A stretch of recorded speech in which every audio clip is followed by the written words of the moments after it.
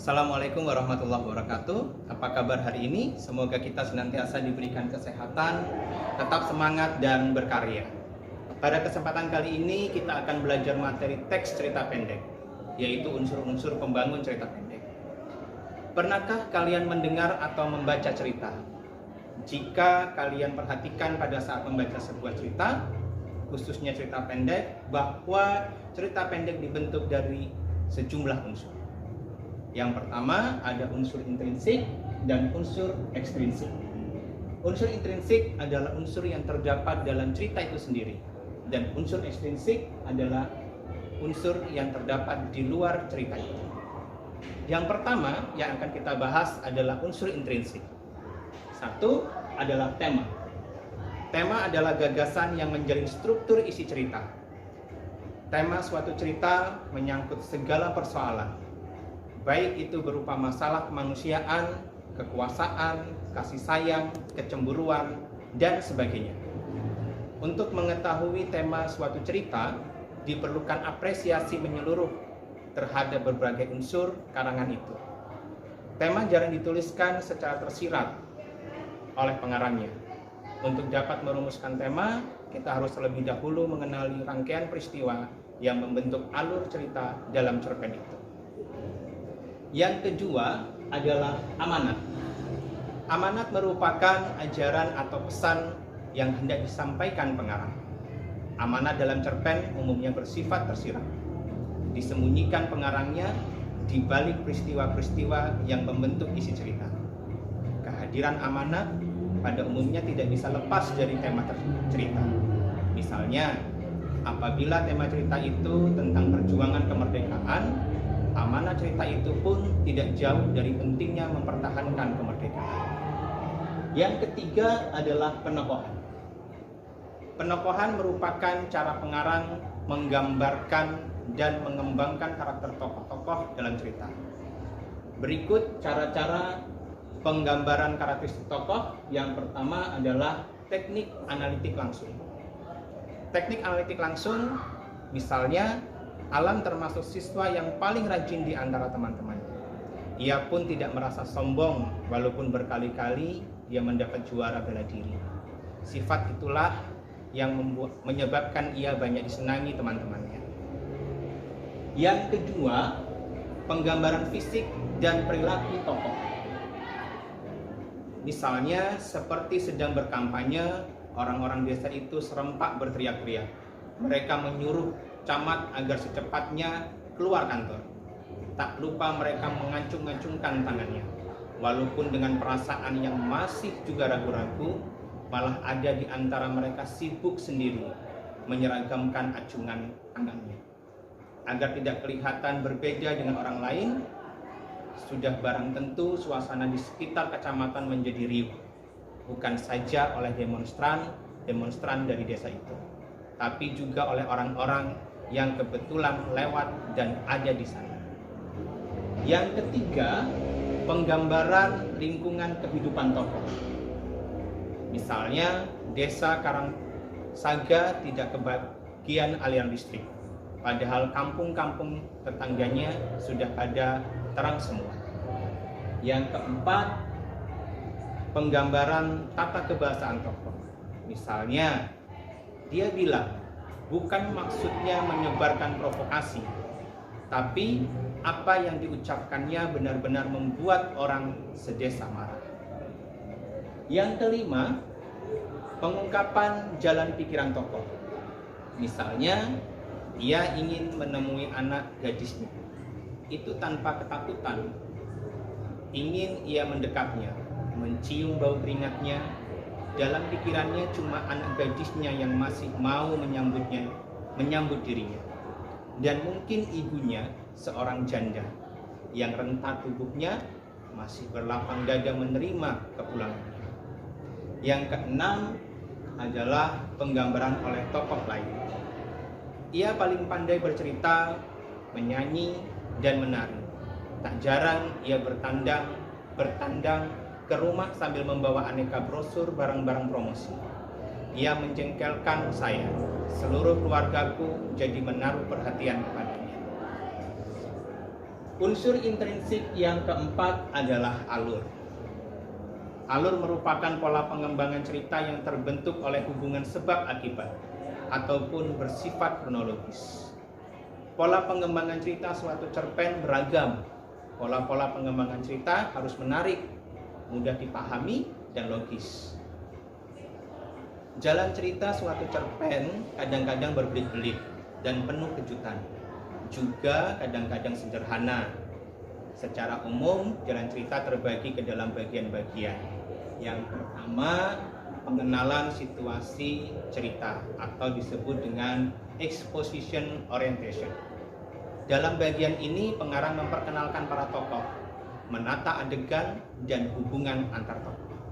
Yang kedua, pengungkapan peristiwa atau complication.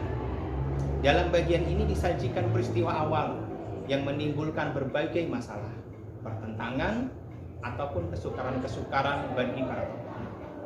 Yang ketiga, menuju pada adanya konflik. Bagian ini terjadi peningkatan perhatian kegembiraan, kehebohan, ataupun keterlibatan berbagai situasi yang menyebabkan bertambahnya kesukaran tokoh. Yang keempat adalah puncak konflik atau turning point. Bagian ini disebut pula sebagai klimaks. Inilah bagian cerita yang paling besar dan mendebarkan. Pada bagian ini pula ditentukannya perubahan nasib beberapa tokohnya. Misalnya, apakah dia kemudian berhasil menyelesaikan masalahnya atau gagal. Yang kelima adalah penyelesaian atau ending. Sebagai akhir cerita, pada bagian ini berisi penjelasan tentang sikap ataupun nasib-nasib yang dialami tokohnya setelah mengalami peristiwa puncak itu.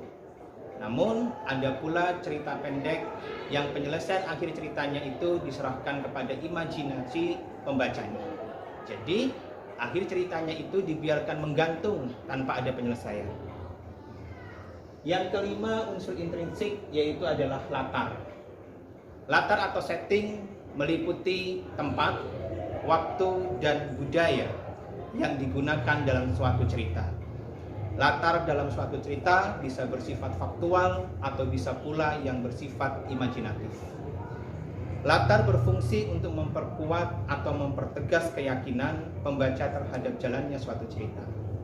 Dengan demikian, apabila pembaca sudah menerima latar itu sebagai suatu yang benar adanya, maka cenderung dia pun akan lebih siap dalam menerima pelaku ataupun kejadian-kejadian yang berada dalam latar itu. Berikutnya, unsur intrinsik adalah gaya bahasa.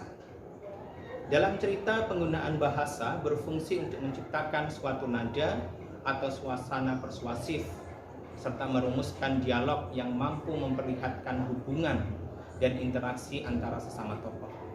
Kemampuan sang penulis mempergunakan bahasa secara cermat dapat menjelmakan suatu suasana yang berterus terang atau satiris, simpatik atau menjengkelkan, objektif atau emosional.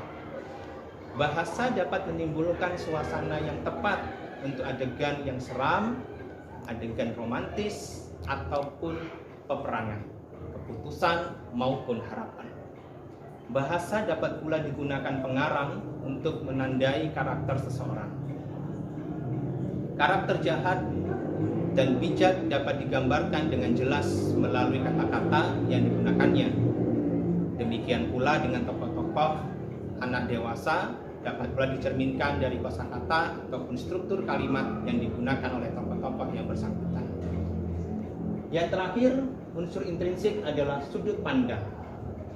Yang pertama, sudut pandang orang pertama, yaitu menceritakan diri sendiri atau kisah si penulis. Sudut pandang orang pertama menggunakan kata aku sebagai peran utama.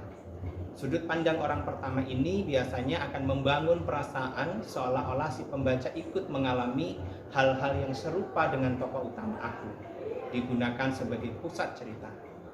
Yang kedua, sudut pandang kedua. Sudut pandang orang kedua biasanya menggunakan kata kamu sebagai peran utama. Namun sangat jarang ditemukan pada cerita fiksi. Jenis sudut pandang ini banyak ditemukan dalam karya-karya seperti artikel dan ditandai dengan kata kamu atau Anda. Yang ketiga, sudut pandang orang ketiga. Sudut pandang orang ketiga akan membuat penulis memposisikan dirinya seolah-olah tahu segala hal yang terjadi di keseluruhan cerita. Itulah unsur-unsur intrinsik dalam sebuah cerita pendek. Sekarang kita akan membahas unsur-unsur ekstrinsik dalam sebuah cerita pendek. Unsur-unsur ekstrinsik dalam sebuah cerita pendek adalah berupa nilai-nilai kehidupan di dalam kehidupan kita sehari-hari. Ada nilai religius, nilai sosial, nilai moral, nilai budaya, nilai pendidikan, nilai ekonomi, nilai politik, dan nilai sebagainya. Yang pertama adalah nilai religius. Nilai religius adalah nilai-nilai keharmonisan, kerohanian yang tertinggi, sifatnya mutlak dan abadi, serta bersumber. Yang kedua adalah unsur-unsur ekstrinsik. Nilai-nilai dalam unsur-unsur ekstrinsik ada nilai religius, nilai sosial, nilai moral, nilai budaya, nilai pendidikan, nilai ekonomi, nilai politik, dan sebagainya. Yang pertama di sini yang kita bahas adalah nilai religius. Nilai religius adalah nilai-nilai kerohanian yang tertinggi, sifatnya mutlak dan abadi, serta bersumber pada kepercayaan dan keyakinan manusia. Contoh nilai religius adalah seorang yang mengerjakan perintah agamanya seperti sholat dan sebagainya. Yang kedua adalah nilai sosial. Nilai sosial merupakan nilai yang tertanam di dalam masyarakat mengenai baik atau buruknya suatu hal atau tindakan. Pengertian nilai dalam ilmu sosiologi juga diartikan sebagai penghargaan yang diberikan masyarakat kepada segala sesuatu yang terbukti memiliki dan guna fungsional bagi kehidupan bersama. Yang ketiga adalah nilai moral. Nilai moral adalah rangkaian nilai tentang berbagai macam perilaku yang harus dipatuhi. Moral adalah ajaran tentang baik buruk perbuatan dan kelakuan akhlak, kewajiban, dan sebagainya. Yang keempat adalah nilai budaya. Nilai budaya merupakan konsep abstrak mengenai masalah besar dan bersifat umum yang sangat penting serta bernilai bagi kehidupan masyarakat. Nilai budaya itu menjadi acuan tingkah laku sebagian besar anggota masyarakat yang bersangkutan, berada dalam alam pikiran dan sulit untuk diterangkan secara rasional. Berikutnya adalah nilai pendidikan. Nilai pendidikan merupakan batasan segala sesuatu yang mendidik ke arah kedewasaan, bersifat baik maupun buruk, sehingga berguna bagi kehidupannya yang diperoleh melalui proses pendidikan. Berikutnya adalah nilai ekonomi. Nilai ekonomi adalah nilai dalam cerita atau novel yang berhubungan dengan status atau kondisi ekonomi, perdagangan atau permasalahan ekonomi dalam masyarakat. Nilai historis adalah nilai dalam cerpen yang berhubungan dengan hal-hal yang erat kaitannya dengan sejarah. Yang terakhir adalah nilai politis, yaitu nilai yang berkaitan dengan ketatanegaraan maupun kebijakan dalam menjalankan pemerintahan. Alhamdulillahirabbil alamin, kita telah belajar mengenai unsur-unsur pembangun cerita pendek. Semoga apa yang kita pelajari dapat bermanfaat bagi kita semuanya. Assalamualaikum warahmatullahi wabarakatuh.